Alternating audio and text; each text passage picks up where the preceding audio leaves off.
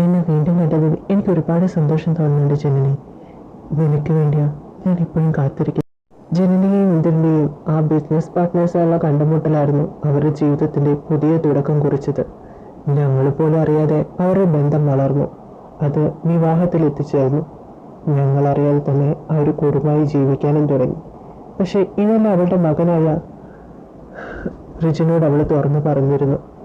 മോള് അവളെ എത്രയധികം ഇഷ്ടപ്പെടാത്തതുകൊണ്ടായിരിക്കാം അവളുടെ അടുത്തൊന്നും പറയാതിരുന്നത്. റിജിനും ഇന്ദ്രനുമായിട്ട് നല്ല കൂട്ടായിരുന്നു. സ്വന്തം അച്ഛനെ പോലെ അവനെ കണ്ടിരുന്നത്. അവരുടെ കല്യാണം കഴിഞ്ഞിരുന്നു, എന്നിട്ട് നിങ്ങൾ ആരും അറിഞ്ഞില്ല? അപ്പോൾ തേജുമോള് അല്ല, പിന്നെ എന്താ സംഭവിച്ചേ? അവളുടെ കല്യാണം കഴിഞ്ഞ ഉടനെ തന്നെ ഇവിടുത്തെ ബിസിനസ് തന്നെ അവളെ ഡൽഹിയിലേക്ക് മാറ്റി. അവൾ അവിടെ താമസിച്ചിരുന്നത്. അവളുടെ ഒപ്പം റിജിമോനും പോയിരുന്നു. റിമമോൾക്ക് അവളെ കണ്ണീശ ഇഷ്ടമില്ലാത്തതുകൊണ്ട് ആ കൊച്ച് ഇവിടെ തന്നെ നിന്ന് പഠിച്ചത്. പിന്നെ ഇന്ദ്രനും റിജിനും ജനനിയും അവർ സന്തോഷമായിട്ട് അവിടെ ജീവിക്കായിരുന്നു. 2 വർഷത്തിന് ശേഷം നമ്മുടെ തേജുമോള് ജനിക്കുന്നത്. പക്ഷെ തേജുമോൾ ജനിച്ച് കുറച്ച് മാസങ്ങൾ കഴിഞ്ഞപ്പോൾ തന്നെ അമ്മയ്ക്ക് ചില വിവരങ്ങൾ കിട്ടി തുടങ്ങി അവരെക്കുറിച്ച്. എന്നുവെച്ചാൽ ജനനി പോയിട്ട് 2 വർഷത്തിനകത്ത് ഒരു ദിവസം പോലും അവൾ ഇവിടേക്ക് വന്നിട്ടേ ഇല്ല. അത് അമ്മയുടെ മനസ്സിന് സംശയത്തിനിടയായി. അമ്മ അവരെക്കുറിച്ച് അന്വേഷിച്ച്. നന്നായി. ബിസിനസ് വുമനായ നന്ദിത കൃഷ്ണകുമാർ അന്വേഷിച്ചാൽ കേസ് തെളിയാതിരിക്കുമോ? തെളിഞ്ഞിട്ടുണ്ടാവും. അവർ തമ്മിലുള്ള ബന്ധം അറിഞ്ഞു കാണും. അപ്പം തന്നെ ഇവിടുന്ന് പുറപ്പെട്ടുണ്ടാവും ഡൽഹിക്ക്. അവിടുന്ന് കുത്തിനെ പിടിച്ച് നിങ്ങളുടെ പെങ്ങളെയും കുടിച്ച് ഇങ്ങോട്ട് കൊണ്ടുവന്നിട്ടുണ്ടാവും. അതല്ലേ കാര്യം. വെറുതെ തൂക്കിനിടയ്ക്ക് വെടിവെക്കരുത്. ഞാൻ ഈ വെടിക്കാനും നിൽക്കില്ല കേട്ടോ. ഞാൻ ഒന്നും പറയുന്നില്ല. ശരി ശരി, ഞാനൊന്നും പറയുന്നില്ല. ജയദേട്ടൻ പറ, എന്താ ഉണ്ടായേ? നീ പറഞ്ഞ പോലെ അമ്മ എല്ലാം കണ്ടുപിടിക്കുകയൊക്കെ ചെയ്തു. പക്ഷെ അമ്മ അവരെ തേടി പോയൊന്നുമില്ല. എനിക്കത് വളരെ അത്ഭുതകരമായിരുന്നു. ഞാൻ വിചാരിച്ച അമ്മ അവരുടെ ബന്ധം അംഗീകരിച്ചെന്നു. പക്ഷെ ആരും അറിയാതെ അമ്മ വേറെ കളി കളിക്കുന്നുണ്ടായിരുന്നു. നിനക്കറിയാലോ, ഒരു ബിസിനസ്, അത് ഒരു ഗോഡൗൺ കത്തിയതിനെ കുറിച്ച്. അത് പാർട്ട്ണർഷിപ്പ് ഉണ്ടായിരുന്നത് ജലഡിന്റെയും വിശ്വനാഥിന്റെയും പേരിലാണ്. വിവാഹം ആ ഒരു ബന്ധം പിരിഞ്ഞെങ്കിലും ആ പ്രോപ്പർട്ടി മാത്രം വേർതിരിച്ചിട്ടുണ്ടായിരുന്നില്ല. അവിടെ എന്തോ ഒരു കളി എൻ്റെ അമ്മ കളിച്ചു. അത് പക്ഷേ അവളുടെ പേരിൽ ഇട്ടുകൊടുത്ത് ഇന്ദ്രനെയും ജനനെയും പിരിക്കാനുള്ള വഴി നോക്കി. അതിൽ അമ്മ എന്താ ചെയ്തതെന്നൊന്നും എനിക്ക് അറിയത്തില്ല. പക്ഷെ അവർ രണ്ടും പിരിയാൻ കാരണം അമ്മയാണ്. ജനനി അവിടെ നിന്ന് ഇറങ്ങിപ്പോയിരുന്ന സമയത്ത് തേജുമോൾക്ക് ഒരു 8 വയസ്സെങ്ങാനും കാണും. പക്ഷെ അവളുടെ മനസ്സിൽ അവളുടെ അമ്മ അവളെ ഇട്ടെറിഞ്ഞു പോന്ന ഒരു ഒട്ട സ്ത്രീയായിട്ടാണ് കണ്ടിരിക്കുന്ന. സ്വാർത്ഥതയ്ക്ക് വേണ്ടി, അല്ലെങ്കിൽ ജനനിയുടെ സ്വാർത്ഥതയ്ക്ക് വേണ്ടി അവളുടെ അച്ഛനും അവളെ ഇട്ടെറിഞ്ഞു പോന്ന അമ്മ അതുപോലെ അവൾ വിചാരിച്ചിരിക്കുന്നത്. അത് തിരുത്താൻ ഞങ്ങൾ ഒരുപാട് ശ്രമിച്ചെങ്കിലും പറ്റിയില്ല. ഇതൊക്കെ നിങ്ങൾക്ക് എൻ്റെ അടുത്ത് മുന്നേ പറയാറുന്നില്ലേ? ഇനിയിപ്പോൾ എന്താ ചെയ്യുക? റിജിൻ്റെ മനസ്സിൽ എന്തായാലും ഒരു കരട് വീണിട്ടുണ്ട്. അവൻ എന്തായാലും നമ്മുടെ മോനെയും തേജുവിനും ഒന്നായി ജീവിക്കാൻ സമ്മതിക്കുമെന്ന് എനിക്ക് തോന്നണില്ല. ഒന്നാമത് കുക്കിയുടെ മനസ്സിൽ എന്താണെന്നും മനസ്സിലാവണില്ല. അവർ തമ്മിൽ എന്തെങ്കിലും നടന്നോ, അവർ മുന്നോട്ട് ഭാര്യയും ഭർത്താവായോ ജീവിക്കുന്നത് ഒന്നും മനസ്സിലാവാതെ എൻ്റെ മോൻ്റെ ജീവിതം എന്തായിത്തീരുന്നറിയുന്ന ഞാൻ ഇപ്പോൾ ടെൻഷൻ അടിച്ച് ചാവും. ഓ എൻ്റെ ടീനി, നീ ഇങ്ങനെ വിഷമിക്കാതെ, എല്ലാം ശരിയാവും. കുക്കിയുടെ മനസ്സിൽ തേജ് ഉണ്ടെന്ന് എനിക്ക് തോന്നുന്നത്. എന്തായാലും നമുക്കെല്ലാം ശരിയാക്കാൻ നോക്കാം. നീ വിഷമിക്കാതിരിക്കെ. റിജിനോട് ഞാൻ പറഞ്ഞ് മനസ്സിലാക്കാം. അവന് മനസ്സിലാവും. ഞാനിപ്പോൾ എത്താനാ ചേച്ചാ. വേഗെത്തും. സൂക്ഷിച്ചിട്ട് വണ്ടി ഓടിക്കുന്നത്. ഇപ്പം തന്നെ എത്തും.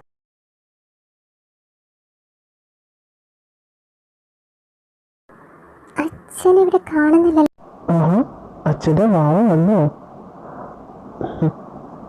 എന്താ മോളെ, നേരെ വൈകി നീ എത്താൻ? അച്ഛന് സുഖമല്ലേ? അച്ഛൻ എന്താ എത്ര നാളായിട്ട് എന്നെ കാണാൻ വരാഞ്ഞത്? ഞാൻ എത്ര നാളായി വെയിറ്റ് ചെയ്യുന്നെന്ന് അറിയോ? അച്ഛൻ്റെ മോളെ കാത്തിരിക്കാൻ അറിഞ്ഞാണ്ടല്ലോ അച്ഛൻ വന്നത്. അച്ഛന് കുറച്ച് തിരക്കായിപ്പോയി, അതുകൊണ്ടാ വരാൻ പറ്റാഞ്ഞത്. മോള് വിഷമിക്കാതെ. എന്തിനാ നീ സങ്കടപ്പെടുന്നു? സങ്കടപ്പെടാതെ എന്താ ചെയ്യേണ്ട അച്ഛാ? എല്ലാം നഷ്ടപ്പെട്ട അവസ്ഥയിലാണ് ഞാനിപ്പോൾ നിൽക്കുന്നത്. അവര് ആ തേജസ്വിനി എല്ലാം നഷ്ടപ്പെടുത്തി. ഇപ്പം അവളെൻ്റെ സഹോദരിയെന്നും കൂടി അറിയുമ്പോൾ എനിക്ക് സഹിക്കുന്നില്ല അച്ഛാ. അച്ഛൻ അറിയാം മോളെ, നീ എത്ര വിഷമിക്കുന്നുണ്ടെന്ന്. കാരണം അച്ഛൻ്റെ ജീവിതത്തിൽ ഇങ്ങനെ തന്നെയല്ലേ നടന്നത്. നമ്മൾ സ്നേഹിക്കുന്ന ആളുടെ മനസ്സിൽ മറ്റൊരാളുണ്ടെന്ന് അറിയുമ്പോൾ അവർക്ക് വേണ്ടി അവർ കെയർ ചെയ്യുമ്പോഴൊക്കെ നമുക്ക് ഇത്ര വിഷമമുണ്ടാവുന്നു. അത് വിടുമോളെ. പക്ഷേ എന്നെപ്പോലെ നീ ആകരുത്, വിട്ടുകൊടുക്കരുത്. അതിനുവേണ്ടി അച്ഛൻ വഴി പറഞ്ഞുതരാം. ഞാൻ എന്ത് ചെയ്യണമെന്നാ അച്ഛൻ പറയുന്നത്? എനിക്ക് മനസ്സിലാവുന്നില്ല. എൻ്റെ മോൾക്ക് വേണ്ടി ഈ അച്ഛൻ എന്ത് ചെയ്യാനും തയ്യാറാ. നിന്റെ ശത്രുവായ തേജസ്വിനിയെ ഈ ലോകത്ത് നിന്നും ഈ അച്ഛൻ ഇല്ലാതാക്കി തരാം. പക്ഷെ മോള് എല്ലാവരുടെ മുന്നിലും അവളൊരു സ്നേഹത്തോടെ അഭിനയിക്കണം. അയ്യോ അച്ഛൻ അങ്ങനെയൊന്നും ചെയ്യണ്ട. ഒരാളെ കൊല്ലാന്നൊക്കെ പറഞ്ഞ അത് വേണ്ട അച്ഛാ, അത് ശരിയാവില്ല. മോളെ, എനിക്കറിയാം നിനക്കൊരാളെ വേദനിപ്പിക്കുന്ന ഇഷ്ടമല്ലെന്ന്. പക്ഷെ നീ അച്ഛൻ്റെ കൂടെ നിൽക്കിപ്പോ. നമ്മുടെ കുടുംബം എങ്ങനെയായി തീർന്നത് ആ തേജസ്വിനിയുടെ അച്ഛൻ കാരണമല്ലേ. അവനുള്ളൊരു തിരിച്ചടിയും കൂടി അത്. എൻ്റെ മോൻ, എൻ്റെ സ്വന്തം മോൻ രുചി, അവൻ എന്നെ അച്ഛനായിട്ട് പോലും കാണുന്നില്ല. പക്ഷെ ആ ഇന്ദ്രനെ, അവനെ ഡാഡേന്ന് അവൻ വാ തോരാതെ വിളിക്കുന്ന കേൾക്കുന്ന എനിക്കുണ്ടാവുന്ന ദേഷ്യം നിനക്കറിയോ? എൻ്റെ മോനായതുകൊണ്ട് എനിക്ക് അവനോടൊന്നും പറയാൻ പറ്റുന്നില്ല. പക്ഷെ ഇന്ദ്രയ്ക്കുള്ള തിരിച്ചടി അതുപോലെ നിനക്ക് നിന്റെ കുക്കിനെ കിട്ടാനും ആ തേജസ്സിനെ ഇല്ലാതായേ പറ്റുള്ളൂ മോളെ. ശരി അച്ഛാ, അച്ഛൻ പറയുന്ന പോലെ ഞാൻ എന്താ ചെയ്യാം. അവരായിട്ട് നല്ല രീതിയിൽ തന്നെ പോവാം. എന്നാലും എനിക്ക് നല്ല പേടിയാവുന്നുണ്ട്. നീ പേടിക്കണ്ട, എല്ലാ അച്ഛൻ നോക്കിക്കോളാം.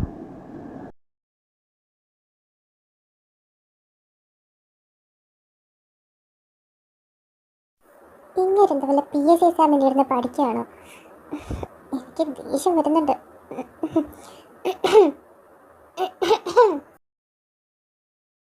ഓ, ഇങ്ങനൊരു വല്ല പ്രതിഷ്ഠ പോലെ അവിടെ ഇരിക്കുകയാണല്ലോ, അനങ്ങുന്ന പോലും ഇല്ല.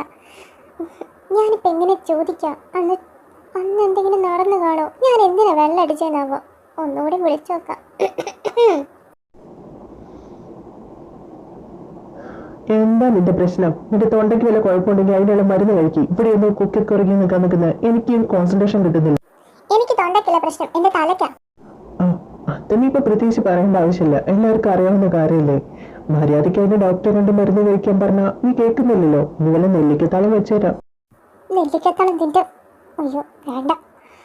Cool down Teju, cool down. എനിക്കൊരു കാര്യം സംസാരിക്കാനുണ്ട്. അന്ന് ആ വെള്ളടിച്ച രാത്രി എന്തേ നടന്നത്? ഓഹോ, അതറിയാൻ വേണ്ടിയിട്ടാണല്ലേ മോള്? എന്നാ വിശദീകരിച്ചൊന്ന് തന്നേക്കാം. അയ്യോ, ഞാനിപ്പോ എങ്ങനെ പറയത്? എനിക്ക് നാണം വരുന്നു. അന്നിനി നല്ലോണം കഴിച്ചു കാരണം നിനക്ക് ഓർമ്മയില്ലാത്തെന്ന് തോന്നുന്നത്. ഞാൻ എങ്ങനെയപ്പോ അത് പറയും? വാങ്ങുണ്ടെന്ന് പറഞ്ഞേക്കണം. ഞങ്ങളൊക്കെ അങ്ങനെ പറയാറ്. എന്താ ഉണ്ടായെന്ന് പറയുന്നുണ്ടോ കിണുങ്ങാതെ? ഞാൻ കിണിയതൊന്നല്ല, എനിക്ക് പറയാൻ നാണം വന്നിട്ട് വയ്യ. അന്ന് നീ വെള്ളം അടിച്ചിട്ട് റൂമിൽ വന്ന് എന്നോട് ഷർട്ടൊക്കെ ഊരിയിടാൻ പറഞ്ഞു.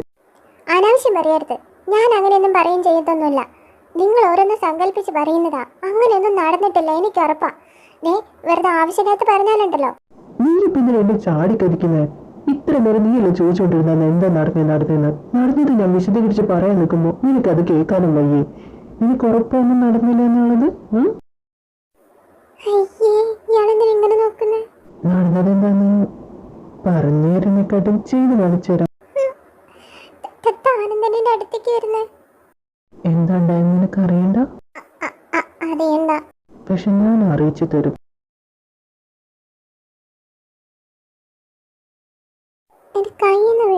അവിടെ നിൽക്കും മോളെ തേജു. എന്താ ഉണ്ടായതെന്ന് ഇന്ന് നിനക്ക് ഞാൻ അറിയിച്ചു തരും. എന്നിട്ടേ നീ ഇവിടുന്ന് പോകും. ഇവിടെ വാടി.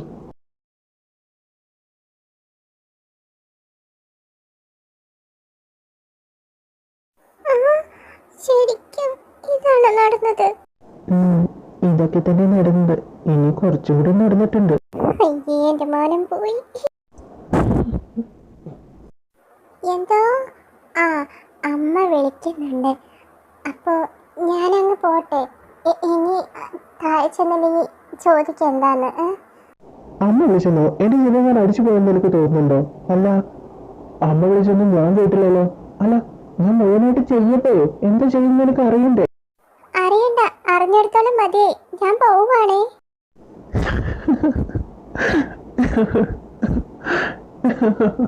പിന്നെ അവളുടെ ലിപ്സിന് എന്താ സ്ട്രോബെറി ഫ്ലേവറാ. എന്നാണ് ഈ പെണ്ണിന് മുഴുവനായിട്ട് എനിക്കിന്ന് തിന്നാൻ കിട്ടുന്നത്. സ്ട്രോബെറി കൊതിച്ച് മൈ ലിറ്റിൽ വൈഫി. നിന്നെ ആർക്കും ഞാൻ അങ്ങ് വിട്ടുകൊടുക്കാൻ പോകുന്നില്ല. എന്റെ മാനം പോയി. ഞാൻ എന്ത് കാര്യത്തിനന്ന് വെള്ളം അടിച്ച്. അതും പോരാ ഞങ്ങൾ വന്ന് കിസ് ചെയ്തു. അല്ല, അങ്കിൾ എന്നെയാണോ കിസ് ചെയ്ത്? അങ്കിളിന്റെ ഞാനാണോ കിസ് ചെയ്ത്? എന്തായാലും മാനം പോയി.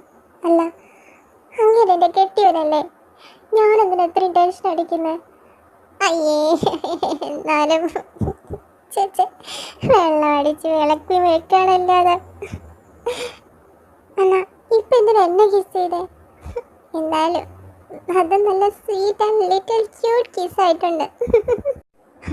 ചിരിക്കടി, ഒരുപാട് ചിരിക്കരുന്നിട്ട്. നിന്റെ എണ്ണപ്പെട്ട നാളുകളല്ലേ, സന്തോഷിക്ക്. നീയും നിന്റെ അച്ഛനൊക്കെ കാരണം ഞങ്ങളുടെ ലൈഫ് ഇങ്ങനെയായത്. എനിക്കെൻ്റെ അമ്മയും എൻ്റെ കുക്കിനെ എനിക്ക് നഷ്ടപ്പെടുന്നത്, അതിന് ഞാൻ ഒരിക്കലും ക്ഷമിക്കില്ല. എൻ്റെ ഡാഡി തന്നെ നിനക്ക് തിരിച്ചടി തന്നിരിക്കും. നിന്റെ ഡാഡി അനുഭവിക്കും. അതുവരയ്ക്ക് നീ സന്തോഷിക്കേ. നിന്റെ ഈ സന്തോഷത്തിൽ ഞാനും പങ്കുചേരും കുറച്ച് നാളത്തേക്ക് നിന്റെ പുന്നാര ചേച്ചിയായി.